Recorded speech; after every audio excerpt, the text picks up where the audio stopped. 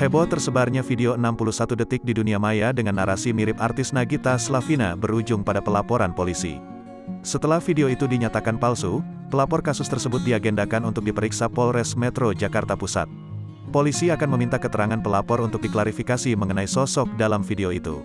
Iya benar, hari ini ada pemeriksaan di Polres Jakpus, kata Presiden Kongres Pemuda Indonesia, KPI, Pitra Romadoni, saat dihubungi Senin, tanggal 17 Januari tahun 2022. Pitra adalah sosok pelapor kasus tersebarnya video syur 61 detik mirip istri Raffi Ahmad yang membuat heboh jagat maya. Pitra mengklaim, telah memegang sejumlah bukti yang hari ini akan diserahkan ke penyidik.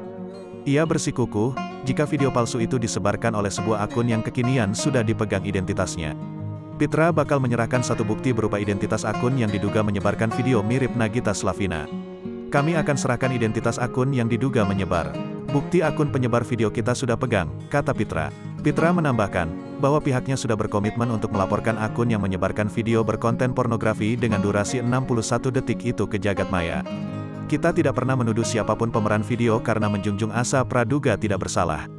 Tugas kita melaporkan yang mendistribusikan dan yang membuat dapat diaksesnya video tersebut oleh publik sebagaimana diatur dalam pasal 27 ayat 1 UU ITE, terang Pitra.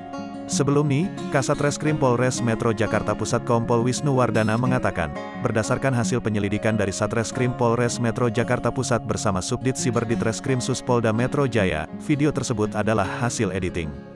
Karena hasil koordinasi dengan Subdit Siber Polda Metro Jaya, video itu fake alias palsu, hasil editing, kata Wisnu, Sabtu, tanggal 15 Januari tahun 2022.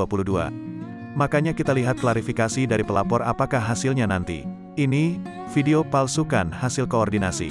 Nanti kita akan sampaikan kepada yang bersangkutan kepada pelapor hasilnya seperti ini, tandasnya.